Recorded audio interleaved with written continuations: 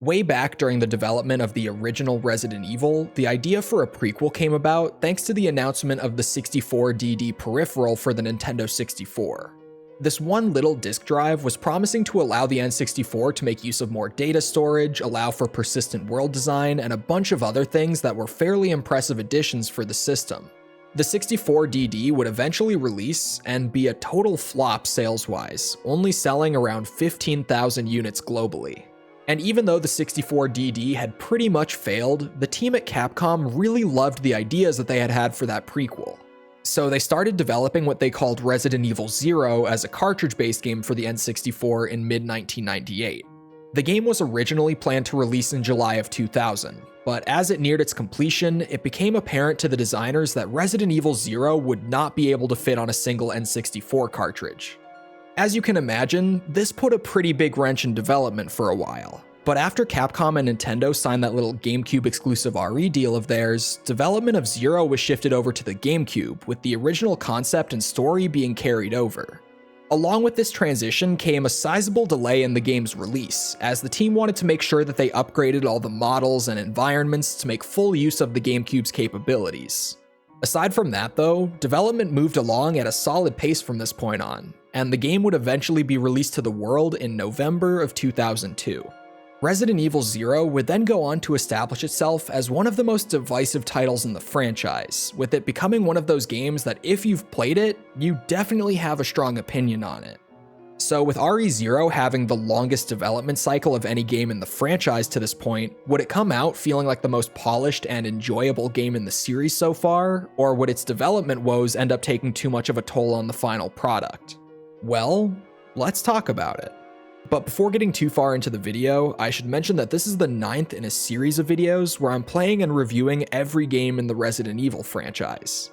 You don't have to have seen the other videos in the series in order to enjoy this one, but you'll definitely have some better context and probably get more enjoyment out of this video if you've seen the rest of them. So for those of you who are interested, I'll have the full series linked in the description below. But with that out of the way, Resident Evil 0 is a survival horror game developed and published by Capcom for the GameCube in 2002.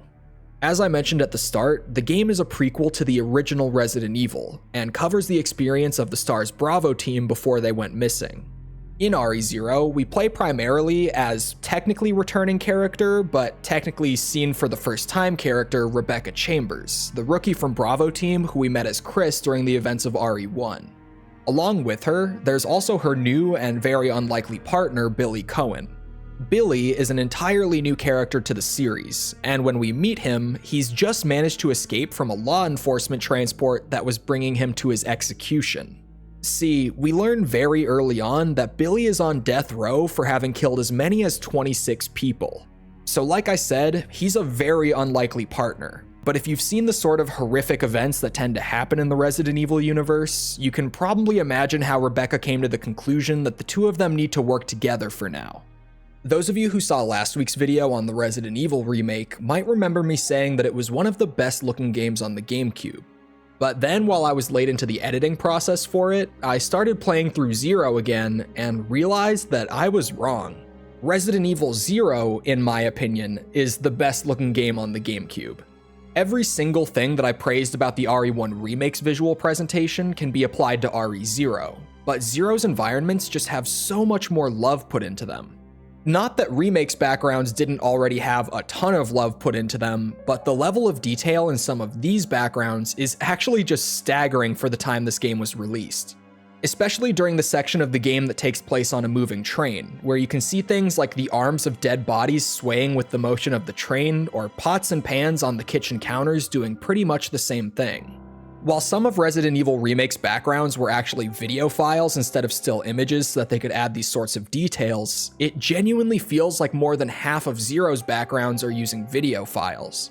There are just so many of these tiny details hidden everywhere in the game that while you might not notice them consciously while playing, they do subconsciously make the world feel so much more alive than what we've seen in any Resident Evil title up to this point in the series. I mean, seriously, I'm sitting here looking back through my footage of the game while writing this script, and it feels like I can just skip to anywhere in my playthrough and spot some tiny little moving piece in the background that I never noticed while I was actually playing. And it helps that RE0 also has players visiting some of the coolest locations that we've seen in the series so far.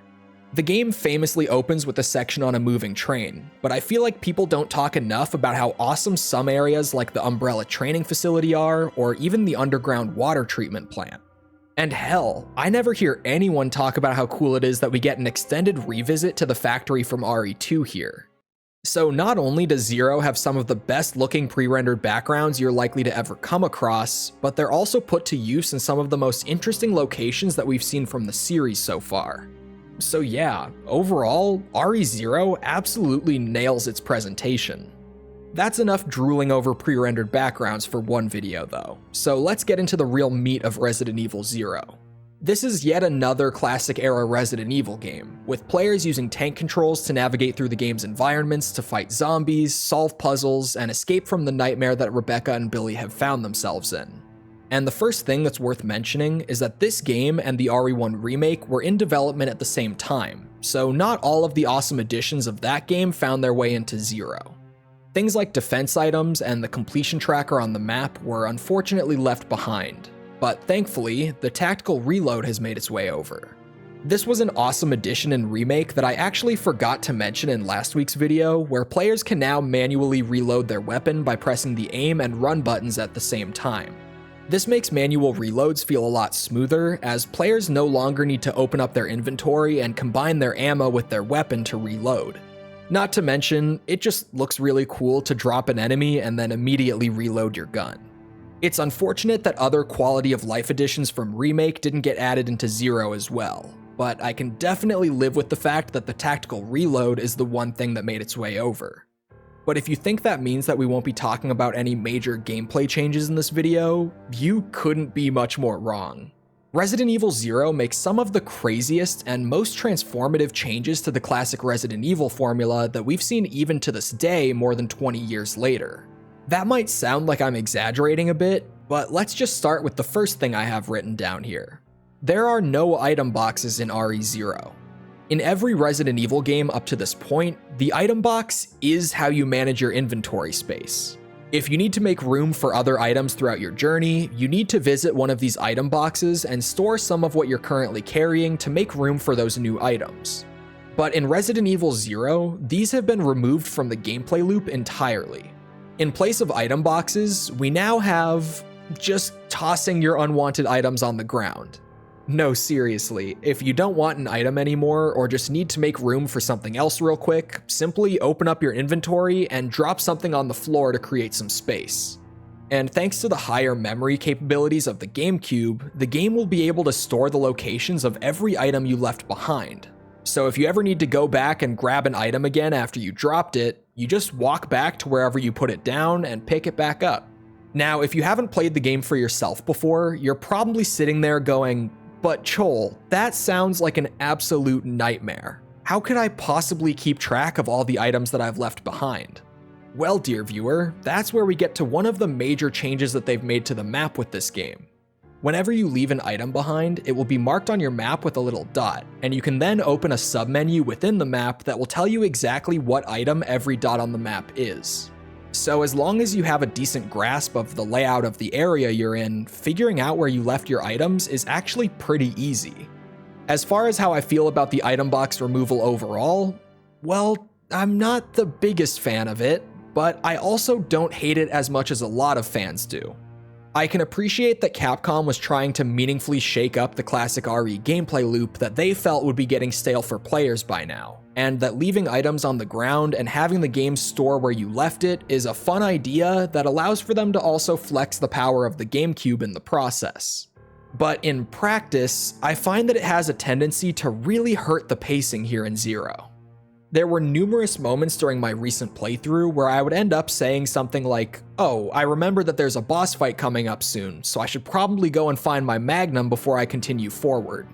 But after looking at my map, I would realize that I left my Magnum at the beginning of the area prior to the one that I'm currently in, meaning I would have to do like a solid 5 minutes or so of backtracking just to go and grab that one thing before moving forward. Now, you can definitely prevent moments like this from happening by going out of your way to continuously take a break from progressing through the game to make sure that you bring all of your items into the general area you're moving through. But then you're just hurting the pacing again in a slightly different way. There's really no way to avoid the issue here.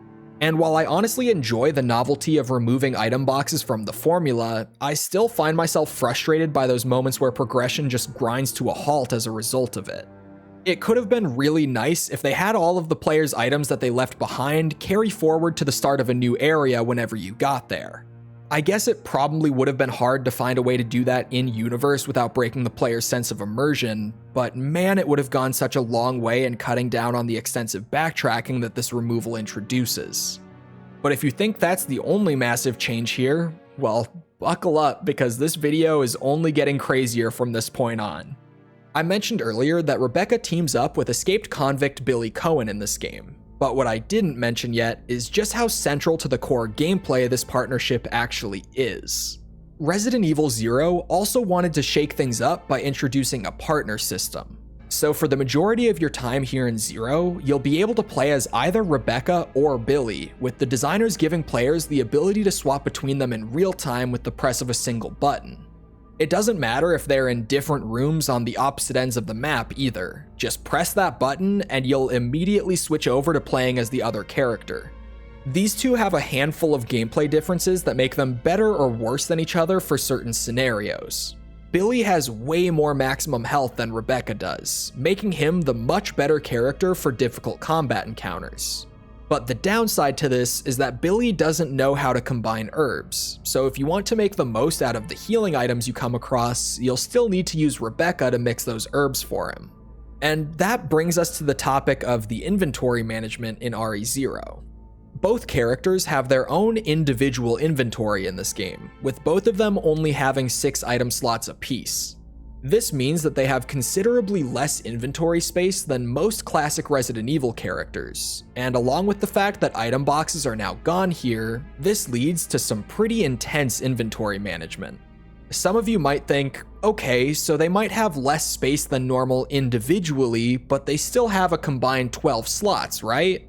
And while that's true, and does technically mean that you have the most inventory space you've ever had in Classic RE, you also need to consider that both characters will generally need to have at least one weapon, probably some ammo for that weapon, and a healing item on them at all times. And in 0, the stronger weapons in the game also take up more inventory space than they did before. So for example, things like the shotgun and the grenade launcher both now take up 2 item slots, meaning that if you want to carry one of those weapons, you're already going to be using 4 of that character's 6 inventory slots. So even though they have 12 slots combined, at least 6 of those 12 slots will pretty much always be used for your bare essentials. If the two characters are in the same room though, you can exchange items between them pretty easily. So different players will likely have a variety of ways that they like to approach the inventory management here in 0. One of my personal favorite ways to do it is to have Billy carry around a shotgun and some shells for it, and then fill up his remaining 3 slots with healing items. This lets him be the real muscle of the pair, and makes him great for more difficult combat encounters. Then I'll have Rebecca simply carry around her handgun and some ammo, leaving her other 4 inventory slots open for key items. And this makes her the character that I can use to quickly progress through the various areas and puzzles of the game. While the inventory management in this game might not be for everyone, I think it's really cool that if you just go and watch a bunch of different people play 0, you'll quickly realize just how many different ways there are to organize and keep track of all your items here. It's a system that really incentivizes players to come up with their own unique strategies and approaches, so even though I'm a bit put off by it as an admitted Resident Evil fanboy, I really do have to give the team credit for how well they pulled off this new system. And you've probably noticed it by now, but for a lot of my time with the game, my partner was passively following me around. This is because of another feature of the partner system where you can set what your partner's AI should do from your inventory screen. So first off, you can have them follow you around or stay put where they are. This one's pretty straightforward, as you can either bring them with you if you want to have the extra firepower and support, or leave them in a specific location if you think you have a good reason to. This is also toggleable with the press of a single button during gameplay, so you don't even have to open up the menu to change it. The other, and equally important option, is the attack settings.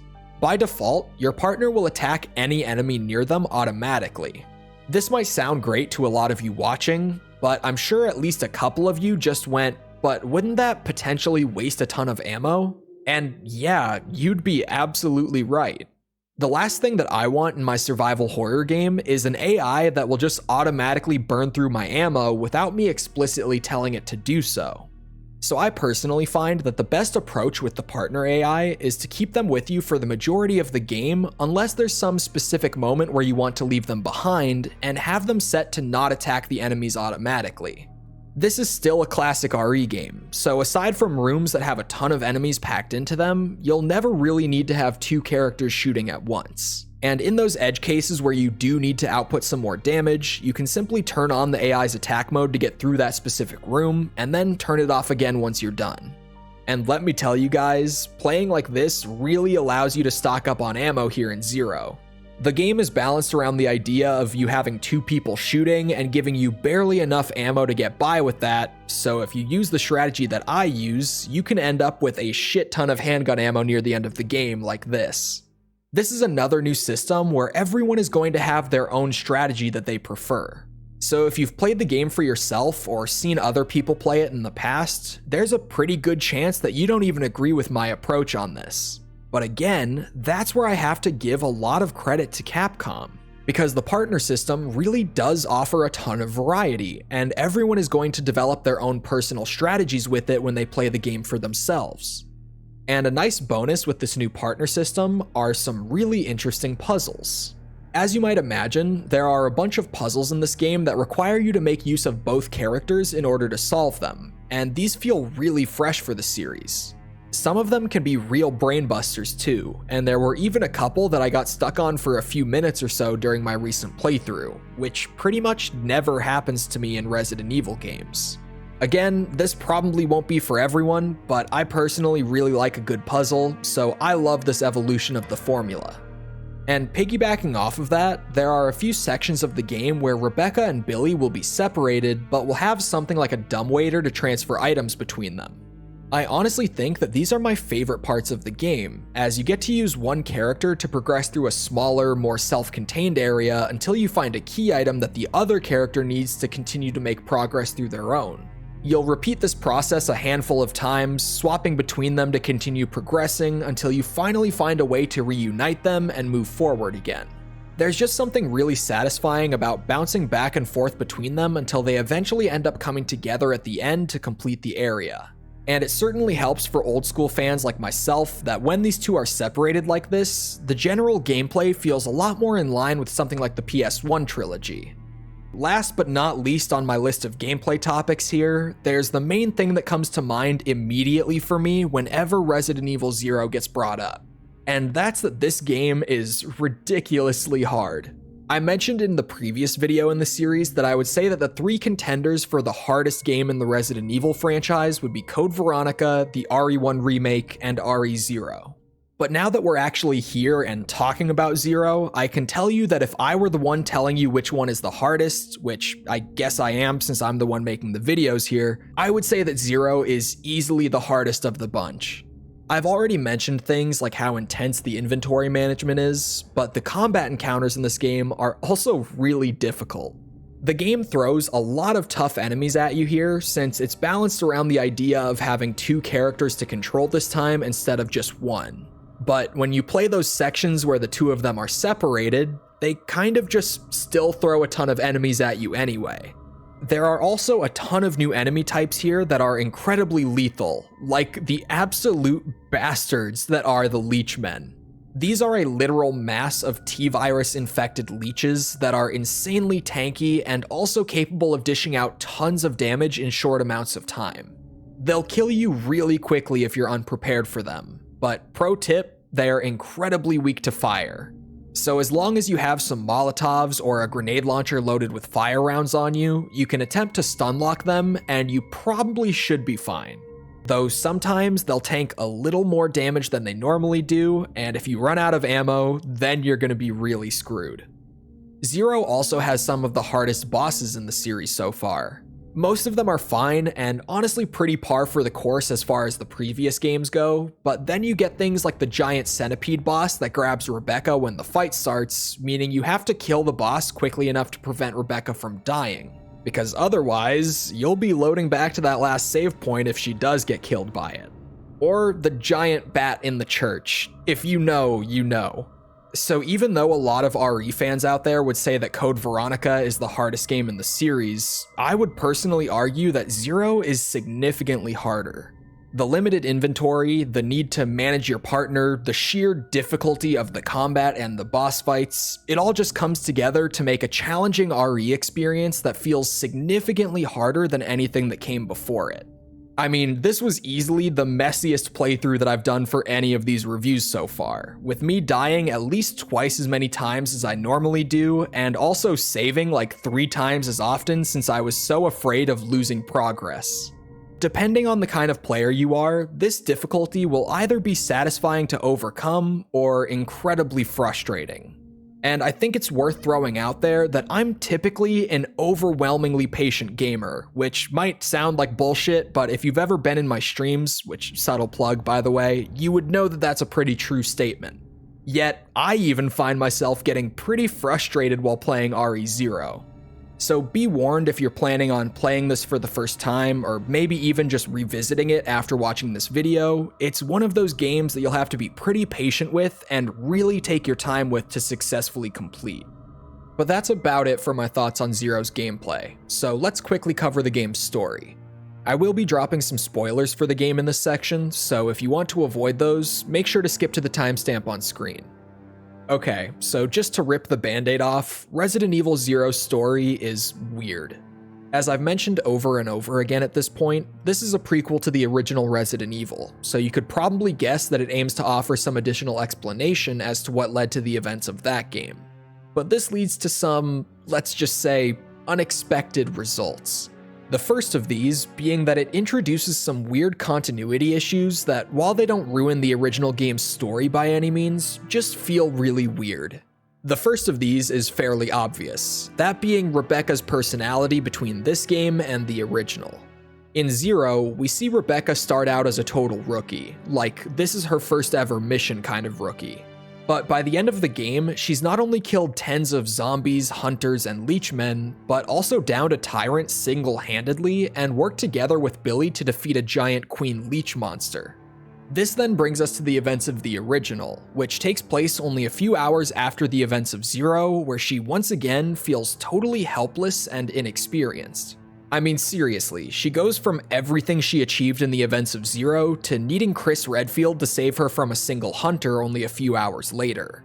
And I should remind you guys that this game and remake were in development at the same time, so they easily could have just made some slight tweaks to Rebecca's character to fix this awkward new continuity issue, but they didn't. Like I said, it doesn't take away from the story of the original, it just introduces a new and totally unnecessary inconsistency. Then there's the game's explanation for what exactly led to the events of the series as we know them. RE0's story establishes that one of Umbrella's co-founders and the original creator of the T-Virus, Dr. James Marcus, was assassinated by Albert Wesker and William Birkin. Wesker was just doing it to gain more status within the company, as there were other higher-ups that wanted Dr. Marcus dead. And Birkin was in on it to steal Dr. Marcus's research and take credit for creating the T-Virus himself. But thanks to some T-Virus-infected leeches entering his body after he died, Dr. Marcus actually managed to survive and comes back a decade later looking for revenge on the company. His big plan to get revenge on Umbrella is to leak the T-Virus both within the Spencer Mansion and the surrounding area so that people would find out about Umbrella's secret research there, which would ultimately lead to the downfall of the company. This explanation is a bit of a mixed bag because taken at face value, it is actually a pretty entertaining way of explaining the downfall of Umbrella. But for people like me who were already pretty invested into the story of the Resident Evil universe, it's an explanation that feels like it almost indirectly takes away from what we had gotten before. I obviously can't speak for everyone here, but I personally had always really enjoyed the idea that Umbrella's own experiments were their downfall. They were meddling with forces of nature that they never had any right to, and that eventually bit them in the ass when the T-virus leaked from the Spencer mansion. Aside from that though, RE0's story is fairly entertaining for what it is. We see Rebecca and Billy slowly grow to trust each other over the events of the game, learn the true nature of Billy's conviction, and some other smaller but entertaining plot points. The story was very clearly written with the primary purpose of giving more context to the events of the original, so there actually isn't a whole lot outside of that to really talk about. If you're looking to check this one out because you want a better look at Rebecca Chambers as a character, well, you might leave this one pretty disappointed. But if you're more interested in Zero's story because you want to see what led to the downfall of Umbrella, well, it kind of just depends on the person you are. You may enjoy it or you may not. I definitely think that Zero has the weakest story of the mainline entries so far, but it's still better than Survivor, so at least it's got that going for it, right? My mother. And honestly, I think you could sum up a lot of Resident Evil Zero the same way. It doesn't feel as polished and well designed as the rest of the mainline RE games, but it's still leagues ahead of all the spin-offs the series has produced. Like I said before, I think that Zero has a ton of fun ideas that it brings to the table, and I do respect how well executed a lot of them are. But I just don't think that they come together quite as well as the classic RE games did before this point. Honestly, given another attempt or two at these ideas, I really think that Capcom could make a lot of them equally as enjoyable, if not more enjoyable than the formula that came before. But as I'm sure a lot of you guys already know, pretty much all of these ideas would be unfortunately left behind after this game. Not all of them, and we'll certainly get there when we get there, but almost all of them. And beyond that, this game is also the end of an era for the Resident Evil franchise, as it's the last of these classic fixed camera Resident Evil games that we would ever get. Maybe someday Capcom will go on some crazy drug bender and decide to bring the fixed cameras back, but if I were a betting man, I'd definitely put my money on that never happening. It's sort of a bitter note to end on, as I'm far from the only person who would tell you that it's the weakest of those classic entries. Now, don't get me wrong, I still enjoy Zero quite a bit, and it's definitely way better than most horror games I've played in my life. It's just that when you put it up against the rest of the mainline entries so far, it comes out feeling noticeably weaker than its predecessors. So at the end of the day, I'm going to give Resident Evil Zero an 8.3. Hey guys, thanks for watching all the way to the end. If you made it this far, I'm assuming that you must have enjoyed at least some of what you saw, so consider throwing a like and a subscription my way to help out with that whole algorithm thing. And as always, a huge thank you to the channel members and patrons who help offer some much needed financial stability and make gigantic video series like this one actually possible. Anyway, I'm going to get back to working on the next video, but don't worry, because while you wait, you can always just click on the playlist right here to watch the rest of them. Thanks again for watching, guys, and I'll hope to see all of you right back here for the next Resident Evil review.